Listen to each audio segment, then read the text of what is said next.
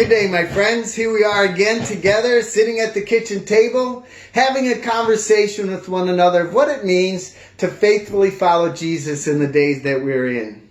I have a word of hope today that I trust to bring you strength and courage. Last time I asked this question, what's possible now? A question that we're going to be asking, I think, all the more as our leaders begin to decide how to open things back up in our culture and to ease social distancing restrictions. And what I suggested to us is that we make our own decisions intentionally. That we not simply add up everything in our life that we were doing before, go right back to what we were doing, but to make those decisions prayerfully. What do we want to add back into our lives? And what are some things that we'd rather they stay out of our lives, or at least not as often? And I suggested that you make a list. Take 20 minutes, a half hour of alone time to make a list of the things that you or your family have enjoyed, the changes that you've appreciated during this time.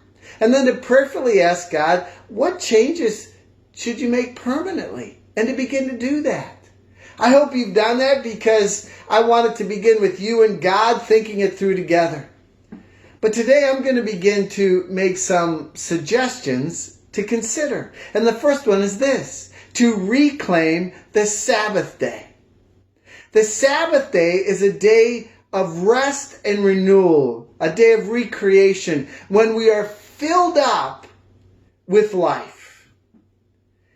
I would imagine that some of us have experienced this, that we've said to ourselves, I wouldn't want to have these social distancing restrictions on me every day. That would be oppressive.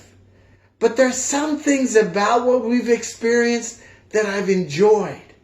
The time to be home more often, to be with the people I love more often, to not maybe work as much. And wouldn't it be great if, we did that one day a week? That's called the Sabbath day. It's in the Bible. It's one of the 10 Commandments. The Sabbath day is a day that God intends for us to get a little glimpse of what heaven is like when we are not in toil any longer, but enjoying the things that we enjoy the most. If you read about the Sabbath day in Exodus chapter 20, verses 8 through 11, it says it's a day of rest for you and everyone in your household.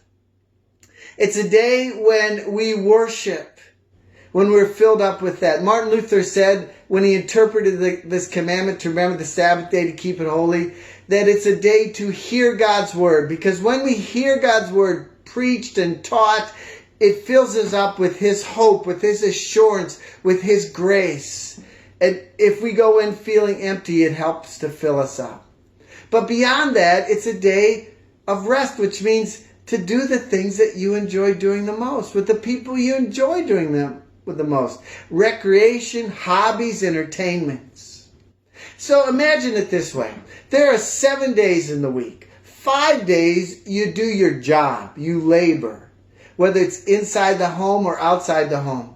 There's probably a day that you need to devote to doing the chores around your house to keep a house going. But then there's a day of Sabbath rest, a day that begins with worship, then a day to do the things that you enjoy doing the most. Can we reclaim that Sabbath day to get that foretaste of what heaven is like? You can be a part of this. We don't have to wait for the government to officially sanction it. We can, as individuals and as families, begin to practice this and to reclaim the Sabbath day. And in this way, for it to spread across our culture. Wouldn't it be great if God brought good out of this difficult time we're in by helping our country to reclaim the Sabbath day as God intended it to be? I want to encourage you this week to reclaim the Sabbath, to enjoy your Sabbath day with worship and those things that you really enjoy doing with the people you enjoy doing them the most with. May this be a word of encouragement and hope for you during this weekend.